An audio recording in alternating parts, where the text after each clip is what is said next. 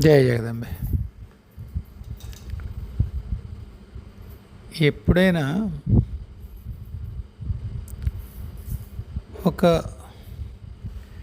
విషయాన్ని శాస్త్రంగా చదవడం ఒకటి, దాన్ని అనుభవంలో తెచ్చుకున్నప్పుడు దాని యొక్క పార్శ్వాలు ఏవైతే శాస్త్రంగా ఉన్నప్పుడు కనిపించవో అవి అనుభవంలో కనిపిస్తాయి. శాస్త్రం చదువుకోక్కర్లేదా? తప్పకుండా చదువుకోవాలి. ప్రధానంగా దాన్ని ఎలా చెప్తారంటే మా గురువుగారు, మీకు శాస్త్రం తెలియడం వల్ల ఒక సిద్ధాంత రూపేణ ఒక చిత్రం మీ మనసు ముందు ఆవిష్కరించబడుతుంది. ఢిల్లీ గురించి చదువుకున్నారు, ఫలానా ప్రాంతంలో ఇది ఉంది, ఫలానా ప్రాంతంలో ఇది ఉంది, అక్కడ ఇలా ఉంటుంది, అలా ఉంటుంది, ఏవో చెప్తారు. మీరు ఢిల్లీ వెళ్ళకపోతే ఏం ఉపయోగం లేదు. ఢిల్లీ వెళ్ళారు, వెళ్ళిన తర్వాత ఒక ప్రదేశానికి వెళ్ళినప్పుడు మీరు చదువుకున్న విషయాలు ఏవైతే ఉంటాయో మీకు చూసిన దానికి చదువుకున్న దానికి ఒక సమన్వయం తెలుస్తుంది.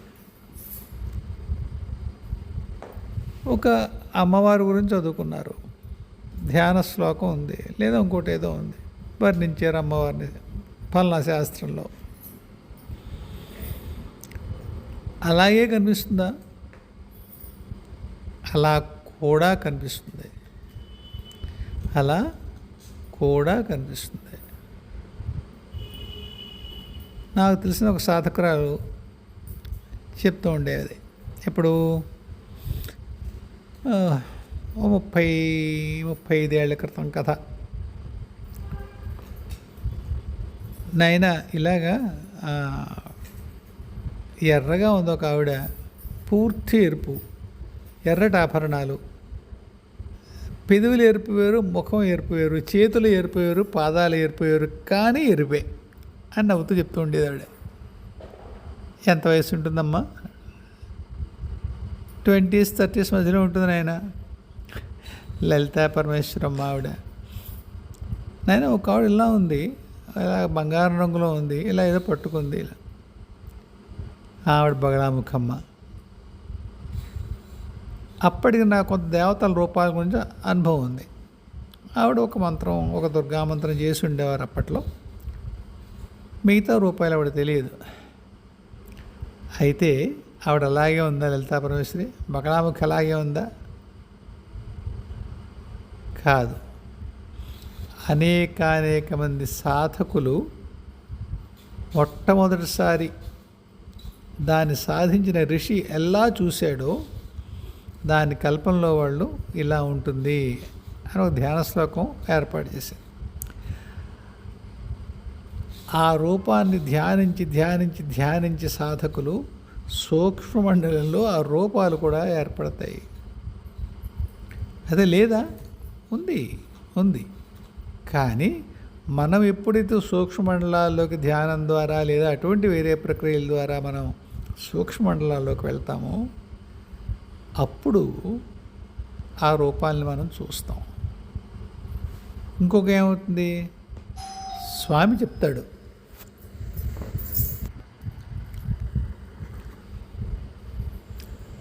భౌతిక శరీరం రాలిపోయిన తర్వాత కూడా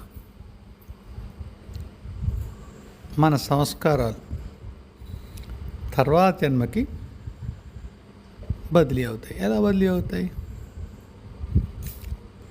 దాని మనస్సు అనండి, చిత్తం అనండి, ఏదైనా పేరు పెట్టండి దానికి. ఈ భౌతిక శరీరం రాలిపోతుంది కానీ అది పాడవదు. ఇది తర్వాత జన్మల్లో మీ అనుభవాల్ని, మీ జీవితపు నడకనే నిర్దేశిస్తాయి.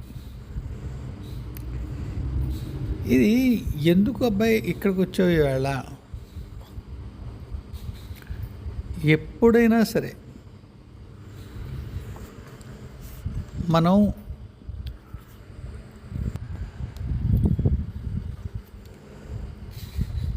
నేర్చుకున్నది, మన అనుభవంగా పొందింది రెండింటి మధ్య ఎప్పుడో అప్పుడు ఒక సమ్మేళనం జరుగుతుంది, కలయిక జరుగుతుంది. ఎందుకంటున్నానంటే, కృష్ణకుమార్ గారు ప్రశ్న వేశారు. మేము ఇంట్లో ఉన్న పారంపరికంగా వస్తున్నటువంటి శ్రీవిద్యలో ఉన్నాం. స్నేహితులు కొందరు భాష్యాలు ఏవి నేర్చుకుంటున్నారు.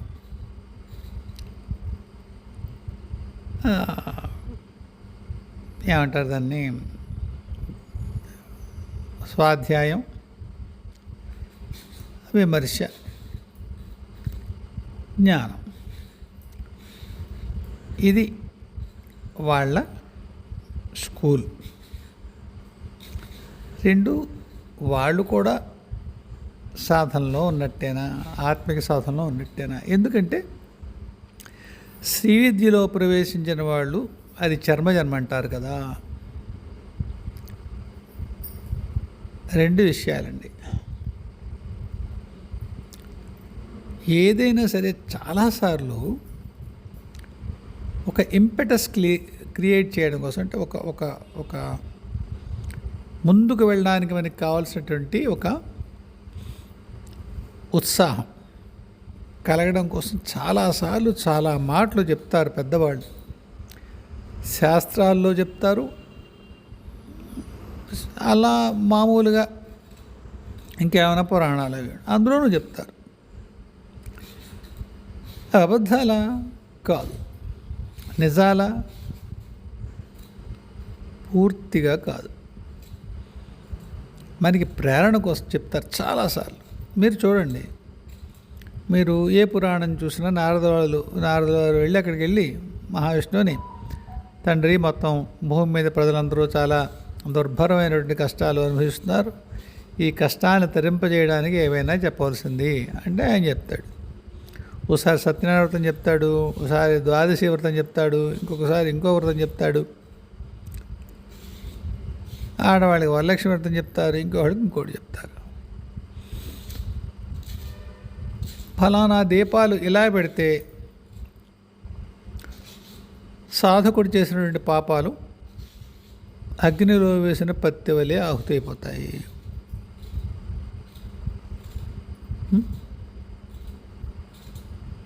అవుందా అలాగా? అలా మన పాపాలు ఆహుతైపోతాయి. శాస్త్రంలో చెప్పిందే. గంగా స్నానం చేయడం వల్ల పాపాలు క్షాళనం అయిపోతాయి. పరమహంస అంటారు, గంగలో స్నానం చేస్తే పాపాలు నిజమే మునిగిపోతాయి, కాకుల్లా దగ్గరలో ఉన్న చెట్టు మీద వాలి మీరు స్నానం చేసి ఒళ్ళు తుడుచుకుని బట్టలు కట్టుకుంటూనే మళ్ళీ వచ్చి వాలిపోతాయి అని ఆయన ఒక నవ్వుతాలుగా అన్నట్టు అనిపించిన వాస్తవం అదే. కాకపోతే మనం ఒక పరమహంసలాంటి మహాత్ముడు, ఒక ప్రూవెన్ స్పిరిచువల్ పర్సనాలిటీ ఆయన అన్నారు అనుకోండి, మనం తీసుకుంటాం. ఇంకెవడో గొట్టంగాడు చెప్పాడు అనుకోండి, లేదా మనం గొట్టం అనుకున్నవాడు చెప్పాడు అనుకోండి, శాస్త్రంలో ఇలా లేదు కదా అంటాం. సరే, అలా బాగుంటుంది అంటాం. కాకపోతే అనుభవమే. పాపాలు పోవా? నిజంగానే పోతాయి, ఒక స్థాయికే పోతాయి. మీరు దీపాలు పెట్టినంత మాత్రం చేత, లేదా గంగలో మునిగిన అంతంత సూక్ష్మంగా మీ కర్మలు, మీ అంటే మన, ఎప్పుడైనా సరే మీ అండంలో నా భావం మన అనే తీసుకోండి. మన కర్మలు కనుక అలా దగ్ధమైపోయే స్థితే ఉంటే, నా భక్తం క్షీతే కర్మ ఎందుకు వస్తుంది? రాదు కదా, రాదు కదా. కర్మలు అనుభవం చేత మాత్రమే పోతాయి. సరే, మనం వెనక్కి వద్దాం శాస్త్రాల్లోకి. కాబట్టి ఒక శంకర భాష్యమైనా ఇంకొకళ్ళ భాష్యమైనా ఇంకేదైనా గ్రంథమైనా చదవడం వల్ల అక్కడ చెప్పబడిన శాస్త్రానికి మరింత వివరణ దొరుకుతుంది. నిజమే, మీకు అనుభవంతో కూడినటువంటి జ్ఞానం ఏదైతే ఉంటుందో దానికి శాస్త్రజ్ఞానము సాటి రాదు. శాస్త్రజ్ఞానం వ్యర్థం అని అంటం లేదు సుమా. మీరు ఏం చూస్తున్నారో, మీరు ఏ స్థితిలో ఉన్నారో తెలుసుకుందుకు ఆ మైలురాళ్ళు శాస్త్రమే చెప్తుంది మీకు. అయితే అందరికీ ఒకేలా ఉండవు అంటావు కదా మైలురాళ్ళు. నిజమే, ఎక్కువ శాతం మందికి ఉంటాయి. ఎవరి మైలురాళ్ళు మన అవగాహనకి అందుబాటులో ఉండవో అలాంటి వాళ్ళు తక్కువ మంది ఉంటారు. వాళ్ళు దాదాపు చివరి స్థితిలోకి వచ్చిన వాళ్ళు ఉంటారు సాధనలో. అలాంటి వాళ్ళతో మనం పోల్చుకోవడం, వాళ్ళు అక్కడ ఉన్నారు కదా దీన్ని బట్టి వీళ్ళ అనుకోవచ్చా, ఈ ప్రశ్నలు కూడా అక్కర్లేదు. కాకపోతే అదే శంకర్లు వేదాంగాల గురించి, అంటే ప్రత్యేకించి వేదాంగాలను కాదు, శుష్కమైనటువంటి భట్టీయం వల్ల ఏమీ ఒరగదు అని చాలా విక్రింతగా చెప్పారు కదా భయగోవిందం. నహి నహి రక్షదుడు కృయీకరణి, ఆ వ్యాకరణ సూత్రాన్ని వల్లివేస్తున్నటువంటి బ్రాహ్మణ్ణి ఆయన వెక్కిరించారు, హెచ్చరించారు. వాళ్ళకి వెక్కిరించాల్సిన పనే ఉంటుంది. షట్శాస్త్రాలు అంటారు కదా వేదాలకి. నాకు గుర్తున్నంత వరకు శిక్ష, వ్యాకరణము, ఛందస్సు, కల్పము, నిరుక్తము, జ్యోతిషం అనుకుంటా కొంత అటు ఇటు అయితే తెలిసిన వాళ్ళు సర్దుకోండి. ఇవి ఇంకా వెనక్కి పెడితే అమ్మవారి గురించి చెప్తాం. త్రయీ త్రివర్గనలయ, త్రయీ 3 వేదాలు, రూపం ఆవిడే. కానీ వేదాలు పరమేశ్వరుని చెప్తాయా?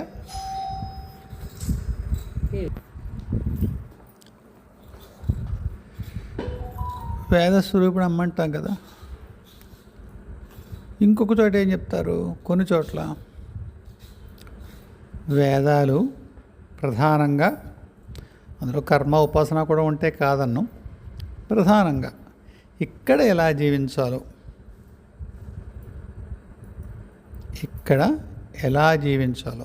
భూమి మీద సక్రమంగా ధార్మికంగా ఎలా జీవించి ఎలా ఇక్కడ జీవితాన్ని ఉత్తరించాలో చెప్తాయి. కానీ మళ్ళీ తిరిగి వెనక్కి వెళ్ళాలి అంటే వీటిపైన ఉండేటువంటి వేద శీర్షాలైన ఉపనిషత్తుల జ్ఞానం తీసుకోవాలి. కేవలము వేదాభ్యాసం వల్ల, వేదాధ్యయనం వల్ల ఒక రకమైన శుద్ధి జరుగుతుంది తప్ప అవి మోక్షద్వారాలు కాదు.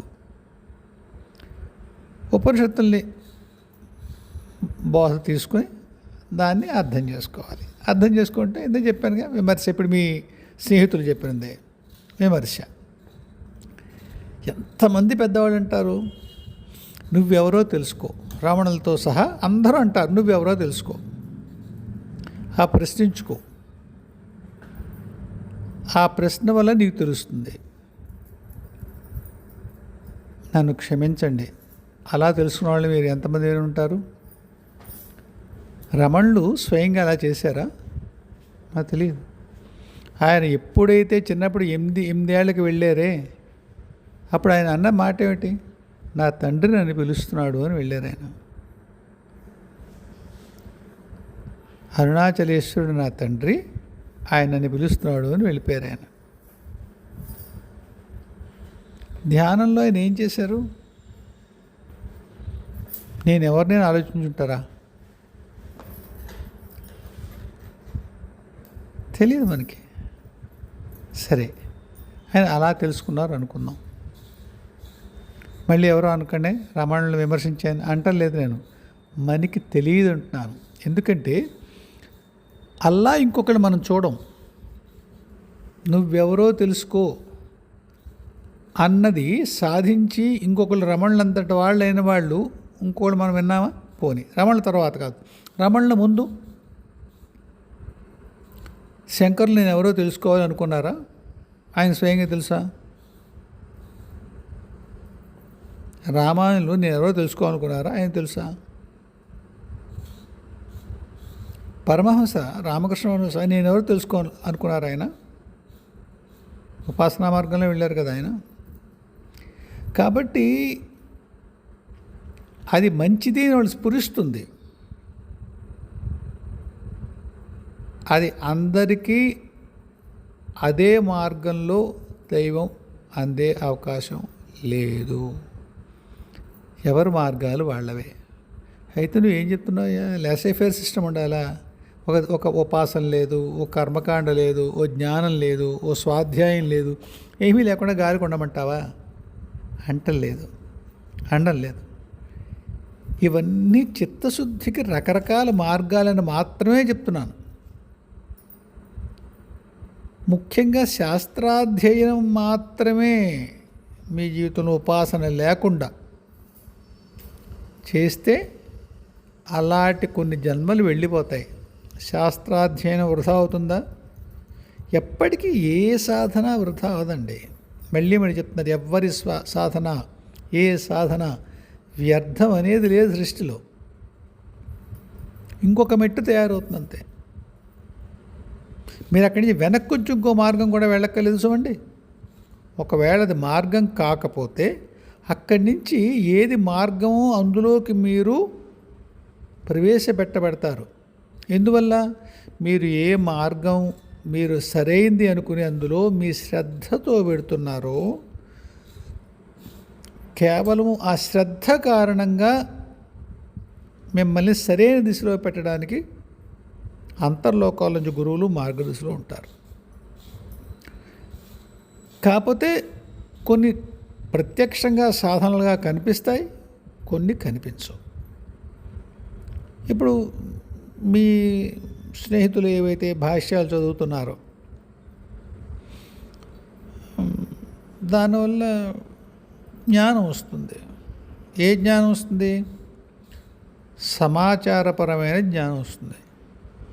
ఆ జ్ఞానాన్ని వాళ్ళు అనుభవంలోకి తెచ్చుకోవాలంటే వాళ్ళు చెప్తున్న మార్గం ఆత్మవిమర్శ.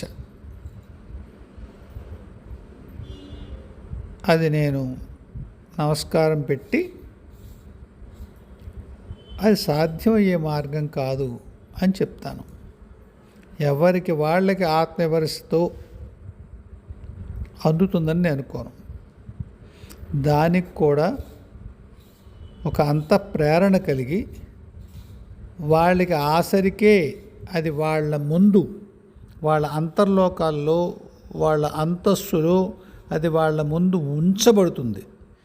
వీళ్ళ విమర్శ వల్ల అది వాళ్ళకి అంతస్తులోనే ప్రత్యక్షం అవుతుంది, అంతఃస్ఫురణగా ప్రత్యక్షం అవుతుంది.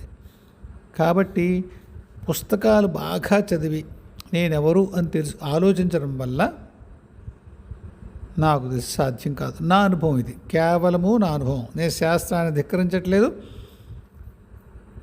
వాడు చెప్పింది తప్పంటలేదు. నేను అలా అంటుంది శాస్త్రాధ్యయనం చేయండి, చిత్తశుద్ధికి మాత్రమే ఉపయోగిస్తుంది. మీకు సద్వివేచన ఎలా చేయాలో మీకు సహాయపడుతుంది అంతవరకే. కానీ మీకు కేవలము జ్ఞానం వల్ల సద్వివేచన రాదు. దానికి ఇంకా ఏదో లోతైన బలమైన సంస్కారం కావాల్సి వస్తుంది. అక్కడ ఉపాసన విధిగా ఉండాలి. అదేమి ఉపాసన లేకపోతే సదస్సు వివేచన రాదా? రాదు. ఎందుకు రాదో చెప్తాను. ఇది కూడా మళ్ళీ నా అనుభవం మాత్రమే. ఉపాసన వల్ల మీకు దైవీ సంసర్గానికి వెళ్తారు. You will get in touch with the divine. ఆ దివ్యమూర్తుల యొక్క సాంగత్యంలోకి మీరు వెళ్తారు. అంతర్లోకాల ద్వారా ఎదురుకుండా వచ్చే కూర్చోరు. ఉపాసన వల్ల మీరు వాళ్ళకి కనెక్ట్ అవుతారు. ఎప్పుడైతే వాళ్ళు కనెక్ట్ అవుతారో వాళ్ళ సాంగత్యంలో వాళ్ళ ఆరాలోకి మీరు వెళ్ళినప్పుడు ఈసరికే మీలో ఉన్న జ్ఞానం ఉందే అది మీకు అక్కడికి వస్తుంది. సదసద్ వివేచన చేసేందుకు ఆ జ్ఞానాన్ని వీళ్ళ ప్రజెన్స్ని రెండింటిని సమన్వయపరిచి మీలో ఏది సత్తో ఏది అసత్తో వివేచన చేయగలిగే స్థితి వస్తుంది. అదేమిటి, జ్ఞానమే వద్దన్నావు కదా, ఉపాసన చేయమన్నావు. నేను అంటుంది ఏమిటంటే మీరు ఒక జన్మ తీసుకోకండి అంటున్నాను. ఎవరి సాధనైనా మీరు ఒక జన్మలో అయిందని ఎవరైనా అంటే నమ్మకండి. జన్మాంతరాల సాధన. జన్మ అంటే మీరు భౌతికంలో వస్తారు. జన్మాంతరాలంటే ఒక జన్మకి ఇంకొక జన్మకి మధ్యలో మీరు అంతర్లోకాల్లోకి వెళ్ళినప్పుడు వాళ్ళు మీకు చేసే బోధలు ఉంటాయి, ఉండనే ఉంటాయి. నాన్న ఈ మార్గం తప్పు, నాన్న ఇది ఈ లక్షణం తప్పు, ఇది వదులుకో, ఈ లక్షణం పెంచుకో, ఇలాంటి కౌన్సిలింగ్స్ ఉంటాయి మీకు అంతర్లోకాల్లో. అదే జన్మాంతరాల్లో జరిగేది. అది జన్మలో మీరు చేసే సాధన రెండూ కలిపి మిమ్మల్ని వివేచన దిశగా నడిపిస్తాయి. చెప్తారు కదా ఉపనిషత్తులో నీతి వాక్యం అంటారు, నా ఇతి ఇది కాదు, ఇది కాదు, ఇది కాదు. ద లా ఆఫ్ రిమైండర్స్, పరిశేష న్యాయం. ఇదిలా ఉందా, ఇది దైవం కాదు. ఇలా ఉందా, ఇది దైవం కాదు. ఇలా ఉందా, దైవం కాదు. ఏ దైవం? వీటిలన్నిటికీ పైన ఉన్నది. అది ఎలా అనుభవంలోకి వస్తుంది మీకు? ఎవరైతే అజ్ఞానాంధకారం కంటే తరుడు అని చెప్తారు. వినండి, అజ్ఞానాంధకారానికంటే ఇతరుడైనటువంటి ఆ అవ్యక్త పరమాత్మ, అరూపకమైన పరమాత్మ కోటికి ఒక్కడికైనా దొరుకుతాడా? దొరకడు. అలా నేను నీరస పెట్టట్లేదు. నేను ఏమంటే మీరు ఒక శాస్త్రాన్ని పట్టుకుని అందులో మీకు ప్రేరణ కోసం, ప్రోత్సాహం కోసం చేసే ఒక వాక్యం ఉంటుంది, ఇది అయితే ఇంక అయిపోయినట్టే అని. అది మీరు వదిలేసేయండి, దయచేసి వదిలేయండి. ఎందుకంటే దానివల్ల మీకు ఏమనాలి దాన్ని, ఇది అయిపోయింది కదా, ఏమవలేదే అనే నీరసం వచ్చే ప్రమాదం. దాన్ని కేవలం ఉత్సాహం కోసం, ప్రోత్సాహం కోసం పెట్టిన వాక్యమే అని మీరు అనుకోండి. కానీ మిగతా మాత్రం శ్రద్ధగా చేయాలి. అప్పుడు మీ మార్గం ప్రశస్తం అవుతుంది, ముందుకు వెడుతుంది. శ్రీ విద్య కూడా చర్మజన్మని అంటారు కదా, చర్మ జన్మలు అవుతాయి కానీ చర్మ జన్మ అవదు. శ్రీ విద్యోపాసన వచ్చింది మీకు ఈ జన్మలో. మీరు ఎన్ని రకాల మంత్రాలు చేస్తారు మీరు. నిజంగానే మీకు శ్రీ విద్యలో కనుక అంత ఆస్థ ఉంటే ఎన్ని మంత్రాలు చేస్తారు? ఒక జన్మలో అవుతాయి అవి. ఎంతమంది దేవి యొక్క రూపాలని మనం సాక్షాత్కరింపజేసుకుంటాం? సాక్షాత్కరించిన దేవిని మనం కేవలం ముక్తి అడుగుతామా? అడగం. చచ్చే అంత పెద్ద చిట్టా ఉంటుంది, జాబితా ఉంటుంది మనకి అమ్మని అడగాల్సినవి, అవి అడుగుతాం. అయితే అసలంటూ అమ్మ సంసర్గంలోకి లేదా అయ్య సంసర్గంలోకి వెళ్ళిన తర్వాత ఈవేళ కాకపోతే రేపు కాకపోతే మర్నాడు, అవి నీ జన్మల గురించి మాట్లాడుతున్నాం సమా. ఈవేళ అంటే ఈ జన్మ, రేపు అంటే ఇంకో జన్మ, ఆ మర్నాడు ఇంకొక జన్మ. కొన్ని జన్మల సాధన అయిన తర్వాతే మీరు అక్కడికి వెళ్తారు. అప్పుడు కూడా ఒక్కొక్క స్థితిలో కొన్ని వందలేళ్ళు ఉంటారు. ఇప్పుడు మనం అనేక మహాత్ములు పేర్లు చెప్పను, మహాత్ములు చూస్తూ ఉంటాం. కొందరికి లక్షల మంది ఉంటారు శిష్యులు. వాళ్ళ పాత జన్మలు చెప్తూ ఉంటారు. నేను ఫలానా జన్మ, నేను ఫలానా పని చేద్దామని వచ్చాను, ఆ పని చేయకుండా చనిపోయాను. నాకు ఒక పని చెప్పింది పరమేశ్వరి, ఆ పని చేయాలి, నేను ఫలానా గుడి కట్టించాలి, ఫలానా దెయ్య ప్రతిష్ఠ చేయాలి. అది నేను చేయలేకపోయాను. ఎందుకు చేయలేకపోయావు? పరమేశ్వరి పని కదా, అన్ని అడ్డంకులు పరమేశ్వరి తొలగించేస్తుంది కదా, ఎందుకు అలా నీకు?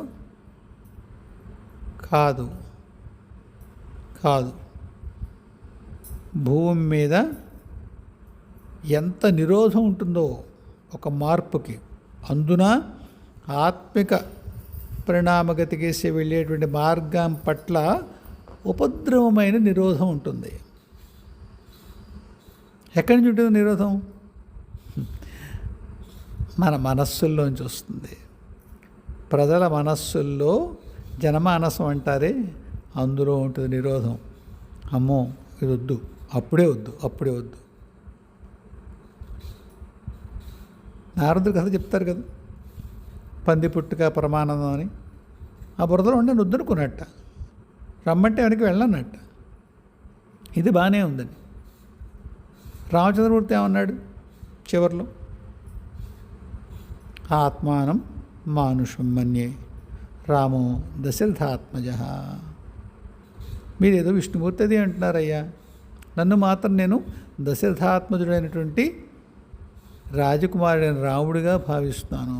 మహావిష్ణువే ఎలా అంటే అస్మదాదుల దిక్కేమిటి? గరుత్మంతుడు వచ్చి నాగబంధాలు విడదీస్తే, మహానుభావ ఎంత మేలు చేసావు నువ్వు, ఎవరివి అన్నట్ట. ఆయన నవ్వి తర్వాత తెలుసులే స్వామి అని వెళ్ళిపోయాడు.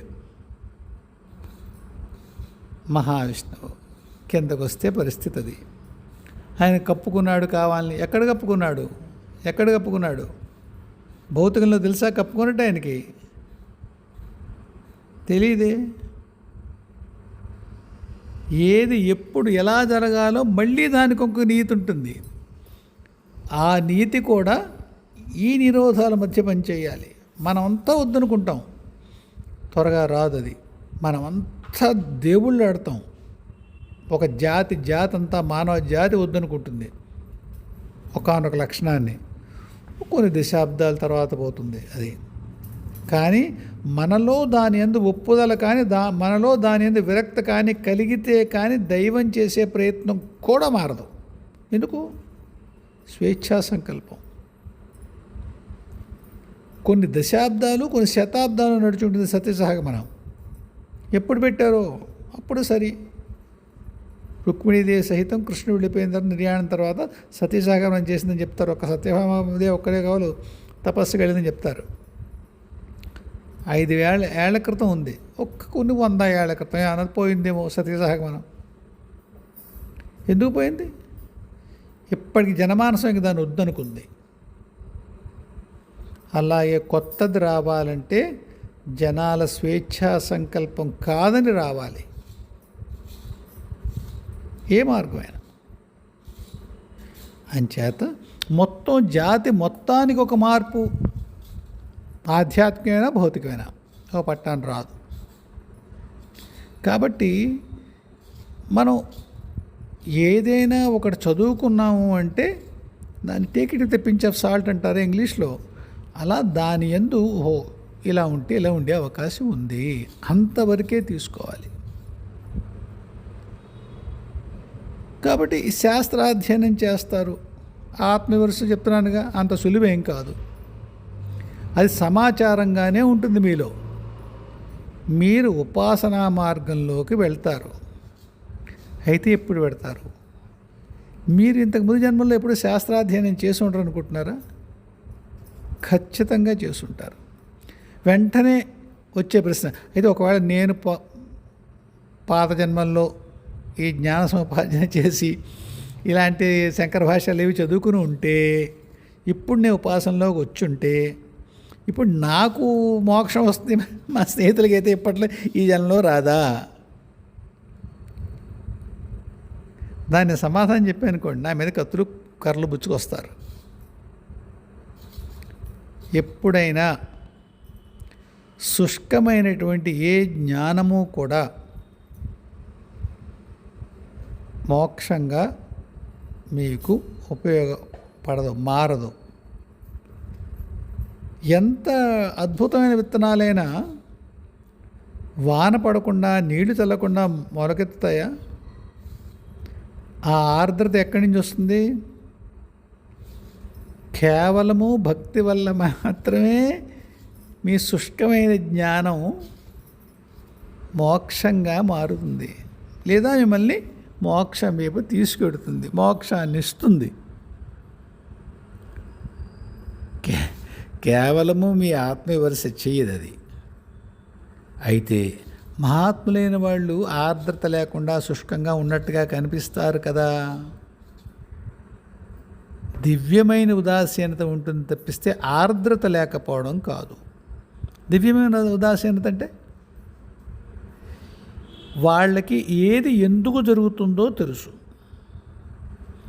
అప్పుడు ఎందుకు కారణము తెలుసు, కార్యము తెలుసు. అప్పుడు దాని మీద దుఃఖం ఉండదు, బాధ ఉండదు. అయితే జాలి ఉంటుంది సుమా, జాలి ఉంటుంది.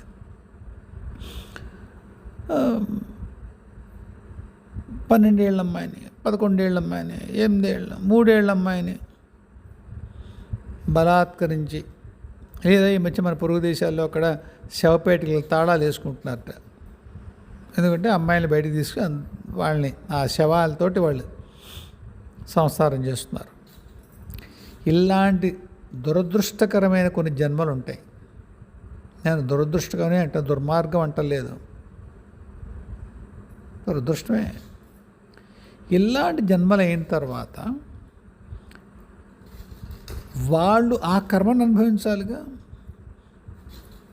అప్పుడు 10-12 ఏళ్ల వయసులో ఇంకొక 10-15 మంది మానభంగం చేస్తారు. ఇది ఒక మహాత్ముడు దృష్టికి పెడుతుంది.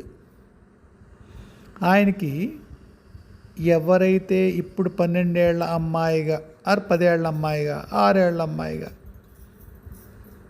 ఒక దురదృష్టకరమైన సంఘటనకు లోనవుతాడో, లోనవుతుందో జీవుడు, ఆ జీవుడి యొక్క పాత కర్మల దృష్టికి ఎలాగా అతని మనోఫలకం మీద వస్తాయి.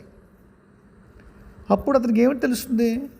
జరిగింది సరిగ్గానే జరిగింది అని తెలుస్తుంది. అతని ప్రతిక్రియ మనకి అందులో ఆర్ద్రత లేదు, కళ్ళీళ్ళు పెట్టుకోలేదు, వాడు చంపేయాలి, 10 మందిని నాశనం చేసేయాలి అనలేదు అనుకోండి. వేద ఊరికి జ్ఞానం అంటారు, కానీ వీడికి అసలు ఆర్ద్రత లేదురా. మనిషి ఎందుకు వచ్చింది జ్ఞానం? అది ఒక పసికోనని అంతమంది పాడు చేస్తే దుర్మార్గుడు అసలు ముఖంలో ఏ భావం లేకుండా అలా జరిగిందా, కర్మ పాపం అని వదిలేస్తాడా వీడు? కర్మ పాపం వరకే ఆగాడు, మిగతా వాళ్ళు శిక్ష వేయొద్దంట లేదు ఆయన. మీరు చట్టం ప్రకారం ఏ శిక్ష వేస్తుందో వేయనివ్వండి, మీరు దాని యందు తీర్పులు వెలువరించకండి. వాళ్ళు దుర్మార్గులు, పాపులు ఇవే మీరేమనకండి. మీ ప్రాంతంలో ఏ చట్టం ఉంటుందో అది చేసుకెళ్తుంది దాని పని. మీరు తీర్పులు ఇవ్వకండి. మీరు వాడి యందు ద్వేషాన్ని కానీ కోపాన్ని కానీ ఎటువంటి భావాన్ని కలిగి ఉండకండి. అటువంటి ఆపగలరా ఆపండి, చేయకుండా ఉండగలరా చెయ్యండి, చేయకుండా ఉండండి, అంతవరకే. ఇది మనకి పాఠం. ఈ పరమజ్ఞానుల విషయంలో ఆ దివ్యమైన ఉదాసీనత వస్తుంది. కాబట్టి ఆ జ్ఞానం ఏది? సమాచారాన్ని బట్టి కాదు, అంతస్సులో మనకి సర్వము తెలిసినటువంటి స్థితి, సర్వజ్ఞత్వం, అది వేరు. ఆ జ్ఞానం వేరు. సమాచారమైన జ్ఞానం వేరు, ఎరుకుగా ఉండే జ్ఞానం వేరు. నేను తరచు చెప్తాను ఉదాహరణ మీకు. నువ్వు పరమాత్మ యొక్క అంశవే, జ్ఞానమేనా? ముమ్మాటికి జ్ఞానమే, సమాచారం. నువ్వు పందివి కాదు, అది ఎరుక. మనకెవరు నువ్వు పందివి కాదు, నువ్వు పంది పక్కలో పడుకోకూడదు, వెళ్ళి పంది పిల్లలతో పాటు నువ్వు కూడా వెళ్ళి ఆ పిక్ పెన్లో పడుకోకూడదు, నీకు వేరే ఇల్లు ఉంది, మనకి ఎవరికైనా చెప్పాలా? మనకి ఎవరికైనా నువ్వు పందివి కాదు, నువ్వు లోపల మనుషుల ఇంట్లో పడుకోవాలి, పందుల పెన్లో పడుకోకూడదు అని మనం చెప్పాలా? ఎందుకు? మనం మానవులు అనే ఎరుక మనకుంది, అది మనకి లోపల నుంచి తెలిసింది, ఎవడు చెప్పక్కర్లేదు. మరి చిన్నప్పటి నుంచి అదే అనుభూతితో జీవిస్తున్నాం. ఆ పారమాత్మికమైనటువంటి అనుభూతి లోపల నుంచి వచ్చినప్పుడు మాత్రమే అప్పుడు మాత్రమే అది ఎరుకవుతుంది. అవేర్నెస్ అంటారు ఇంగ్లీష్లో. దట్స్ నాట్ ఇన్ఫర్మేషన్, అది సమాచారం కాదు. మీకు జ్ఞానం వల్ల మీకు వచ్చేది సమాచారం. మళ్ళీ మళ్ళీ మళ్ళీ మళ్ళీ మళ్ళీ మళ్ళీ చెప్తున్నాను, జ్ఞానం సముపార్జన తప్పు, శాస్త్రాధ్యయనం తప్పు నేను అంటలేదు. కృష్ణ పరమాత్మ స్వయంగా అన్నాడు. స్వాధ్యాయం ఇంకా కొన్ని చెప్పాడు, అనుద్వేకరం వాక్యం అవి అవన్నీ కూడా వాచక తపస్సు అన్నాడు. తపస్సు చేయాలి. యజ్ఞము దానము తపస్సు వల్ల చిత్తశుద్ధి జరుగుతుంది, అవి చేయాల్సిందే. అయితే వాటి వల్ల మాత్రమే దైవాన్ని చేరతాం. కాబట్టి నాకున్న పరిమితమైన అండర్స్టాండింగ్ అనండి, అవగాహన అండి, శాస్త్రాధ్యయనం చేసే జన్మలు కొన్ని ఉంటాయి. భాష్యాలు మరో జ్ఞానం. తర్వాత కొన్ని జన్మలకి అది ఉపాసనలోకి పెడుతుంది, భక్తిలోకి మారుతుంది. శాస్త్రాధ్యయనం భక్తి రెండూ ఉన్నవాళ్ళు ఉంటారు కదా. అయితే రెండు ఒకే పాడలో ఉండేవాళ్ళు ఉండరు. కేవలము శాస్త్రాధ్యయనం చేసే కొన్ని జన్మలుంటాయి, కేవలము ఉపాసన చేసే కొన్ని జన్మలుంటాయి, అధ్యయనము తపస్సు లేదా ఉపాసన జరిగే జన్మలు కొన్ని ప్యారలల్గా నడిచినవి ఉంటాయి. ఇవి ఒక జన్మ తర్వాత ఒక జన్మ, ఒక జన్మ తర్వాత ఒక జన్మ ఉండవలసిందే. అందువల్ల ఈ సాధనలో కూడా జ్ఞాన సముపార్జన తర్వాత తపస్సు, ఈ సాధనకు కూడా కొన్ని పదుల జన్మలు పడతాయి. అంచేత వాళ్ళది సరైన మార్గమా నాది సరైన మార్గం అంటే రెండూ సరైన మార్గాలే. కానీ ఇవన్నీ అయిపోయిన తర్వాత కూడా ఒక స్థితి ఉంటుంది, చాలా దుష్కరమైన, దుస్తరమైన, భయంకరమైన ఆత్మిక సాధన ఉంటుంది. అక్కడ మీరు దైవాన్ని కూడా దాటుతారు. పరమదైవాన్ని చేరేటప్పుడు రూపాలను దాటిన స్థితి ఒకటి ఉంటుంది. ఆ జన్మలు చాలా చాలా దుఃఖకారకాలై ఉంటాయి. ఎందుకంటే మనం ఒక కొమ్మ వదిలేము, రెండో కొమ్మ ఇంకా అందలేదు మనకి. అది ఒక జన్మలో అందచ్చు, అందకపోవచ్చు. అయితే చివరి స్థితి రావడానికి తప్పదు అంటారు కదా ఇంగ్లీష్లో, the darkest star is before the don. ఉదయం ముందు చాలా చీకటిగా ఉంటుంది అని. ఉదయం మనకి సూర్యోదయం ముందు చాలా చిక్కగా ఉంటుంది చీకటి అని. అయితే ఉపాసన ఇచ్చేటువంటి బలం ఉంటుంది, ఉపాసన ఇచ్చే బలం ఉంటుంది. ఆ బలం రూపాన్ని దాటే స్థితి ఏదైతే ఉంటుందో అప్పుడు మీకు అంతస్తులో ఆ బలం మిమ్మల్ని పడిపోకుండా కాపాడుతుంది. దాన్నే మనం చిత్తశుద్ధి అంటాం. ఉపాసన ఏం చేస్తుంది? చిత్తశుద్ధి. స్వామి అంటాడు కదా భగవద్గీతలో, యజ్ఞము దానము తపస్సు వీటి వల్ల నన్ను పొందలేరంటాడు. దేనివల్ల పొందుతారయ్యా? సర్వధర్మాన్ పరిత్యజ్య మామేకం శరణం వ్రజ. అన్నీ తెలిసిన జ్ఞానాలు ధర్మాలు అన్నీ వదిలేసేయి. ఒక్క వాక్యంలో ఉందనా? ప్రాణాలు పోయే స్థితి, కళ్ళంపడి నెత్తురోడే స్థితి. ఒకటి చదువుకుంటాం, ఒకటి నమ్ముతాం, జన్మలు నమ్ముతాం, అది అలాగే ఉండదు అని తెలుస్తుంది. చెప్పండి పరిస్థితి ఏమిటో. మీరు భగవద్గీతను 700 శ్లోకాలు ఒకేసారి చదివేస్తే దిగదది. బాగా మీకు కొన్ని మందులు ఉంటాయి, ఇంగ్లీష్ మందులు, అది ఇంజక్షన్ మెల్లగా ఇస్తారు. ఒకేసారి ఇస్తే నరాలు తీసుకోలేవుట. సమ్ లివర్ ఆయిల్స్ ఏవో ఉంటాయి కదా, చాలా చిక్కగా ఉంటుంది ఇంజక్షన్.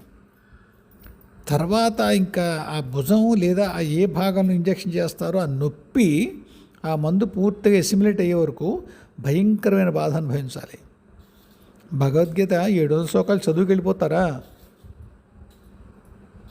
చదవండి, ఒక్కొక్క శ్లోకాన్ని అర్థం చేసి చదవండి.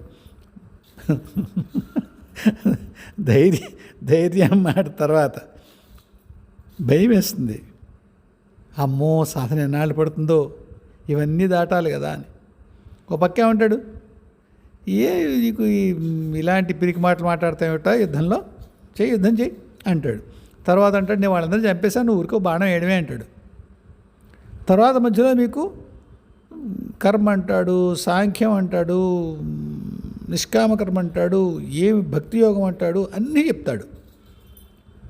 తర్వాత ఏం తినాలో ఎలా ఉండాలో చెప్తాడు. తనకి ఇష్టమైన వాళ్ళు ఎవరో చెప్తాడు, యోగి ఎవరో చెప్తాడు, విద్వాంసులు ఎవరో చెప్తాడు. మీరు శ్రద్ధాత్రయం అది ఎలాగ ఉండాలి చెప్తాడు. అంత అయిపోయిందా? చివరిలో అంటాడు, యజ్ఞం కానీ దానం కానీ తపస్సు కానీ నన్ను చేరనివ్వవు. మరి ఏం చేస్తావు? ఇంత చెప్పావు ఇదంతాను. అన్ని ధర్మాలని వదిలేసి నన్నే శరణం వేడు. అది ముందే చెప్పచ్చు కదా. ఎన్ని ధర్మాలు నువ్వు పాటించి నేర్చి పాటించి అవలంబించిన తర్వాత వచ్చే చిత్తశుద్ధి యొక్క బలం కారణంగానే నువ్వు శరణాగతి వేడగలుగుతావు. ఆయన మీకు పేరు చెప్పాలండి, ఒక మహాత్ముడు వేరే గ్రహాల నుంచి వచ్చాడు. మహాత్ముడు చెప్తూ ఉంటానే, కాలానికంటే ముందు వచ్చి ఇక్కడ ఏవో చెప్పబోయి భంగపడి పైకి వెళ్ళి వాటిని తిన్నాడు. మహాత్ముడే, సందేహం లేదు. ఆయన అంటాడు, నువ్వు మొదటి నుంచి గోచేపెట్టు కూర్చుంటే నువ్వు వదిలి దేన్ని త్యాగం చేస్తావరా అంటాడు. త్యాగం చేయడానికి ఏమైనా ఉండాలా? మట్టి నీ దగ్గర ఏం లేదు. దరిద్రుడి ఫకీరు నువ్వేం త్యాగం చేస్తావు? ముందు నుంచి అన్ని వదిలేసి కూర్చుంటే నువ్వు ఏమి సుఖించాలో సుఖించి ఏ అనుభవాలు అనుభవించి అప్పుడు ఇది కాదు అని తెలుసుకో. నువ్వు అనుభవమే పొందకుండా ఇది మంచి చెడ్డ అని చెప్పి వదిలేయడం, దగ్గర తీసుకోవడం ఎలా చేస్తావరా కుక్క అంటాడు. వినడానికి కష్టంగా ఉంటుంది, వాస్తవం అంతే. మీరు సాధించే కదా వదలవలసింది, సంపాదించి వదలాలి. యజ్ఞం చెయ్యాలి, దానం చెయ్యాలి, తపస్సు చెయ్యాలి, స్వాధ్యాయం చెయ్యాలి, జ్ఞాన సముపార్జన చెయ్యాలి, వివేచన చెయ్యాలి, ఉపాసన చెయ్యాలి, చిత్తశుద్ధి సాధించాలి. దానివల్ల ఏమవుతుంది? వీటిలన్నిటినీ వదిలేయగలిగేటువంటి శక్తి వస్తుంది. వదిలేయగలిగే శక్తి కోసం సంపాదించి పెట్టుకోవాలి. పారాడాక్సికల్గా లేదు, పరస్పర విరోధాభాసగా లేదు వాక్యం. ఓ పక్క సంపాదించమంటున్నావు, ఓ పక్క వదిలేయాలంటున్నావు. సంపాదించగలిగిన వాడే వదలగలుగుతాడు. నీ దగ్గర ఏం లేకపోతే ఏం వదులుతావు? బొంగు. తర్వాత ఇదేవీ కాదని చెప్పి తెలిసి శరణాగతి వేడతావు. ఇంత చెప్తాడా? నువ్వు అలా యుద్ధం చేయి, ఇలా యుద్ధం చేయి, ఆఖరినే ఉంటాడు. ఇవన్నీ ఊరికి చెప్పాను అనుకో, యథాయోగ్యం తథాకురు. నీకేమనిపిస్తుందో చెయ్యి, నేనేం చెప్పను. ఇంతకుముందే కదా బాబా బాణం వేయద్దన్నావు, బాణం వేయమన్నావు, కింద కూర్చోకరా, వదిలేకరా అన్నావు, వాడిని చంపన్నావు, తాత అన్నావు, తండ్రి అన్నావు, వాళ్ళని ఏం పర్వాలేదన్నావు, పుట్టినవాడు ప్రతివాడు చస్తాడన్నావు, నేను ఇంతకుముందే చంపానన్నావు. ఇప్పుడేమిటి నీ ఇష్టం, యుద్ధం చేస్తావో మానేస్తావో, ఏమి చేయమంటావు?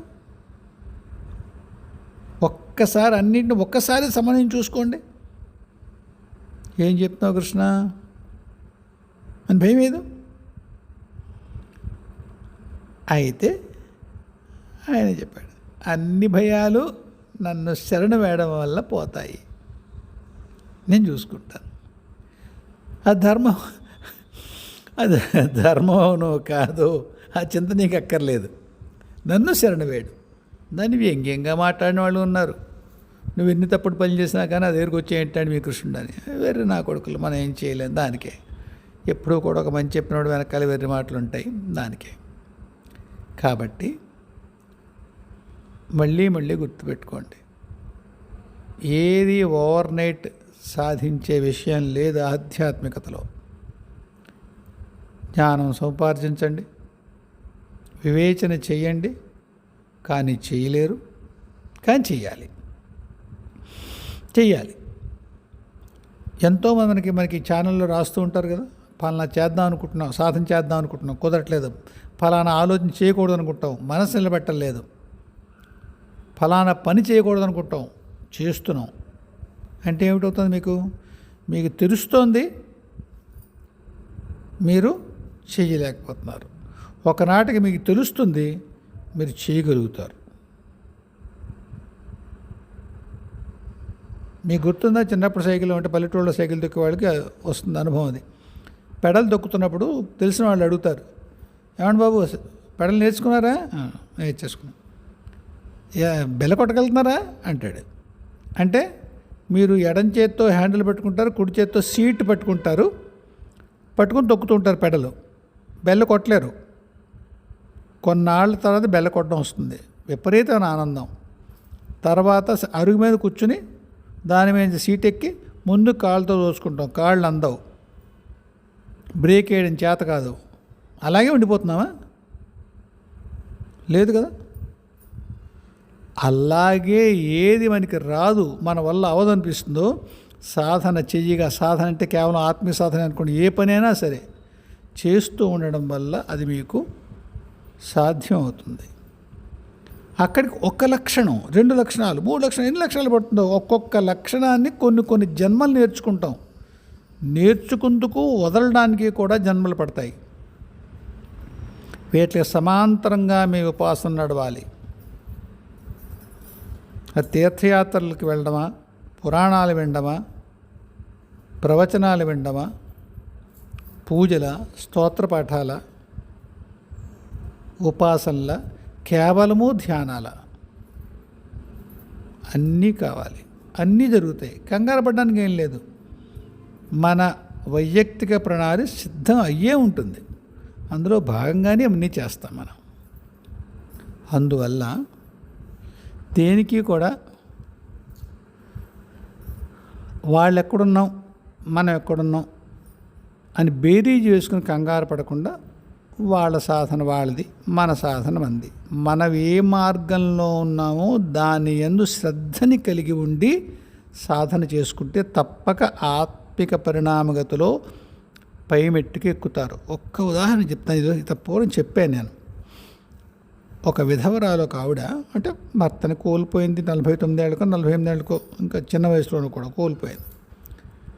మనిషి మంచిదేం కాదు, మనిషి గుణాలు ఏం మంచివి కాదు. అంటే దొంగతనాలు చేయడం, చాడీలు చెప్పడం. అంటే నేను చెప్పేది ఏమంటారు దాన్ని, శీలం విషయంలో కాదు సుమా, మనం అర్థం చేసుకునే శీలం, శారీరకమైన శీలం గురించి మాట్లాడట్లేదు. ఆవిడ అటువంటి తప్పు ఉన్నట్టుగా లేదు, కానీ తప్పుడు వాళ్ళ మీద వీళ్ళకి, వీళ్ళ మీద వాళ్ళకి అబద్ధాలు చెప్పడం, చిన్న దొంగతనాలు ఏముండేవి. దొంగతనాలు అంటే మీరు పక్కింటి వాళ్ళు అక్కర్లేదు, వాళ్ళ ఇంట్లోనే చేయొచ్చు. అటువంటి వ్యక్తి వైధవ్యాన్ని ఒక అవస్థగా, ఇది ఒక అవస్థ, దీని ధర్మం ఇది అనుకుని పాటించింది. ఆవిడ 46 సంవత్సరాలు పాటించింది. ఏవేవి వైధవ్యంలో ఉండగా ఏవి ధర్మాలను చెప్పబడ్డాయో వాటిని తప్పకుండా చేసింది ఆవిడ. చివరిలో కొంత ఇబ్బంది పడి చనిపోయింది. చనిపోయిన తర్వాత నేను ఆవిడకి మహానరకాలు వస్తాయనుకున్నాను. నేను ముత్తూరు నా దగ్గరకు వచ్చి, ఒరే నాయనో నన్ను ఎవలాళ్ళు పట్టుకుపోతున్నారు రోయ్, నన్ను కాపాడరో ఎటు ఏడుస్తూ వచ్చింది నా దగ్గరికి. సరే, తెలిసిన వాళ్ళు, వాళ్ళ కర్మదేవతలు అన్నారు, మీ దగ్గరికి వచ్చినప్పుడు మీరు చేయడానికి ఏమి ఉండదు బాబు, ఇబ్బంది పడుతున్నాను, ఎక్కువ ఉండదులేండి చెప్తామన్నారు. తర్వాత అతి త్వరలోనే, పెద్దగా నరకం అనుభవించలేదు ఆవిడ. అయితే దుష్కర్మలు ఉన్నాయి, అవి భూమి మీద అనుభవించాల్సినవి ఉన్నాయి.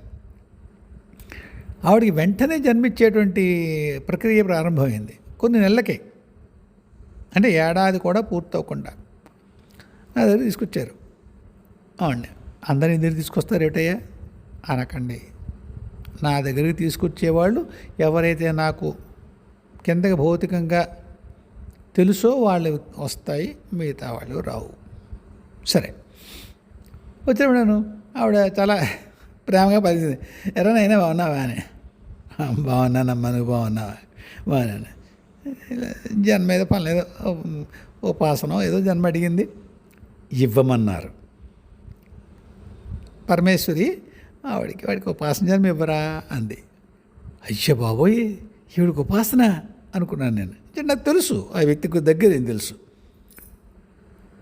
సరే, దానికి కర్మదేవతలు చెప్పారు నాకు వివరణ. అయ్యా, తన ధర్మాన్ని మామూలు ప్రజలు ముక్కు మీద వేలేసుకునే అంతటువంటి నిబద్ధతతో ధర్మాన్ని పాటించింది, శ్రద్ధగా పాటించింది. ఆవిడ ఏది ధర్మం అనుకుందో దాన్ని శ్రద్ధగా పాటించింది. ఆ ఒక్క శ్రద్ధ కారణంగా ఆవిడకి ఉపాసన ఉండేటువంటి ఉత్తమ జన్మ పరమేశ్వరు అనుగ్రహించమని మీకు చెప్పింది బాబు.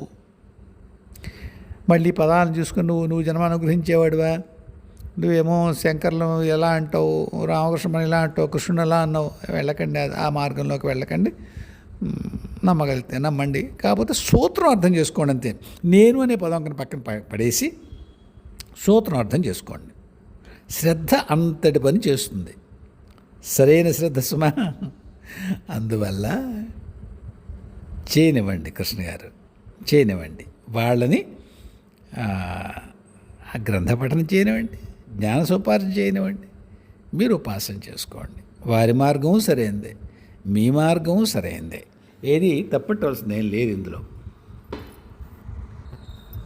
అంచేత హాయిగా ఉపాసన చేసుకోండి, మిగతా వాళ్ళతో పోల్చుకోకండి. మీ మార్గంలో మీరు శ్రద్ధగా మీకు ఏది చెప్పబడిందో అది చేయండి, ఆర్ద్రతతో చేయండి. పరమేశ్వరి ఎందు తప్పకుండా ఉత్తమ స్థితికి వెళ్తారు. అందరూ హాయిగా ఉండండి. మళ్ళీ కలుద్దాం. జయ గురుదేవ్, జయ జగదంబే, స్వస్తి.